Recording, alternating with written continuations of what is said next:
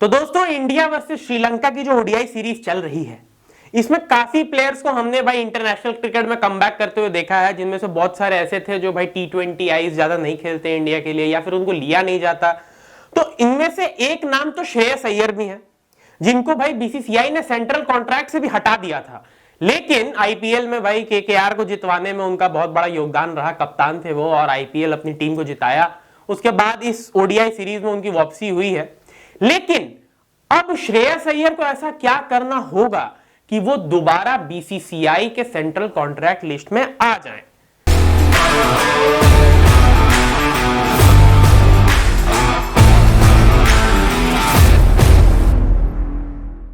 तो इसी पर चर्चा करेंगे। मैं हूं आपका होस्ट और दोस्त मयंक। आप देख रहे हो क्रिकेट स्टूडियो अड्डा। अगर आप चैनल पर नए नए आए हो तो प्लीज इसे सब्सक्राइब करके बेल आइकन दबा दो, और हां, वीडियो को एंड तक देखना, पसंद आए तो लाइक और शेयर कर देना।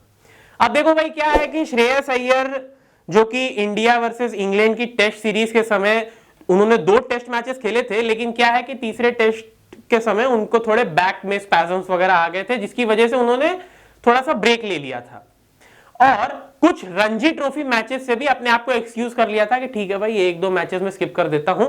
लेकिन थोड़ी सी रिपोर्ट्स आ गई कि इन्होंने कोलकाता नाइट राइडर्स की एक प्री सेशन ट्रेनिंग अटेंड की है। उससे क्या हुआ कि बीसीसीआई ने श्रेयस अय्यर का सेंट्रल कॉन्ट्रैक्ट जो है वो टर्मिनेट कर दिया और उन्हें कहा कि भाई आप आईपीएल को लोकल मैचेस के ऊपर बिल्कुल ऐसे प्रेफरेंस नहीं दे सकते। इवन दो श्रेयस अय्यर ने वापस मुंबई टीम के लिए आकर सेमीफाइनल्स और फाइनल्स खेला रणजी ट्रॉफी का, लेकिन फिर भी बीसीसीआई ने निर्णय लिया कि हम श्रेयस अय्यर के कॉन्ट्रैक्ट को खत्म कर देंगे। अब बात यह है कि भाई वो कैसे अपने कॉन्ट्रैक्ट को दोबारा पा सकते हैं बीसीसीआई के थ्रू, क्योंकि भाई देखो ऐसा है कि अभी ओडीआई सीरीज वो खेल तो रहे हैं, लेकिन उसके लिए क्या उन्हें वो बेनिफिट्स मिल रहे हैं जो सेंट्रल कॉन्ट्रैक्ट में लिस्टेड रहते हैं बीसीसीआई के? ऑब्वियसली नहीं, क्योंकि वो सेंट्रल कॉन्ट्रैक्ट का पार्ट है ही नहीं। वो सिर्फ इसीलिए खेल रहे हैं ताकि वो सेंट्रल कॉन्ट्रैक्ट में दोबारा आ सके। तो उसका क्या क्राइटेरिया होता है?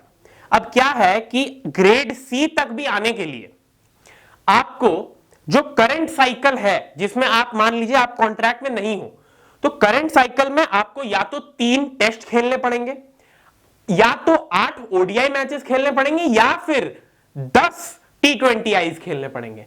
अब बात यह है कि जो करंट साइकिल है बीसीसीआई के कॉन्ट्रैक्ट का, जो करंट साइकिल है ना, वो क्या है कि सितंबर में समाप्त हो जाएगा, सितंबर एंड में, और तब तक श्रेयस अय्यर के पास सिर्फ 1 और ओडीआई और 2 टेस्ट मैचेस हैं जो कि बांग्लादेश के खिलाफ खेले जाएंगे।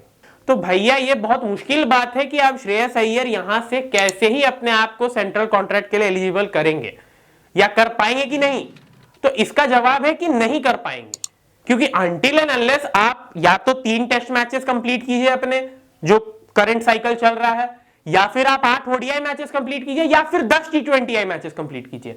अब इन तीनों में से कोई भी क्राइटेरिया अगर आप फुलफिल नहीं कर पा रहे हैं, तो अगला साइकिल जो होगा उसमें आपको यह चीज कंप्लीट करनी पड़ेगी, तब जाके आपको बीसीसीआई का सेंट्रल कॉन्ट्रैक्ट दोबारा मिलेगा। तो भाई श्रेयस अय्यर का इस साइकिल में तो वापस आना मुश्किल है। जो अभी आने वाली जो बीसीसीआई की कॉन्ट्रैक्ट साइकिल होगी, जो कि अक्टूबर से स्टार्ट होगी अगले साल के सितंबर तक, वहां तक तो मुझे बहुत मुश्किल लग रहा है वापस आना श्रेयस अय्यर का कॉन्ट्रैक्ट में।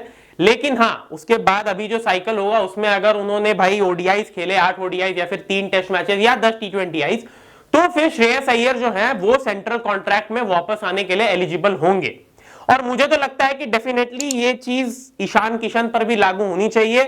और मेरा जहां तक मानना है, मुझे लगता है कि ईशान किशन भी अगले कॉन्ट्रैक्ट साइकिल में अपने आप को इंडिया के लिए अवेलेबल रखेंगे, डोमेस्टिक मैचेस में पार्टिसिपेट करेंगे, वहां अच्छा परफॉर्म करके वापस इंडियन टीम में आएंगे, ताकि वो भी अपने इस क्राइटेरिया को फुलफिल करके बीसीसीआई के सेंट्रल कॉन्ट्रैक्ट के लिए दोबारा एलिजिबल हो पाए।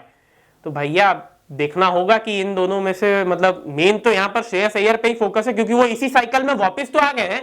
लेकिन अब क्या है कि इंडिया के लिए इस साइकिल में उतने मैचेस बचे ही नहीं है कि श्रेयस अय्यर अगले साइकिल में ही बीसीसीआई के सेंट्रल कॉन्ट्रैक्ट में आ जाए।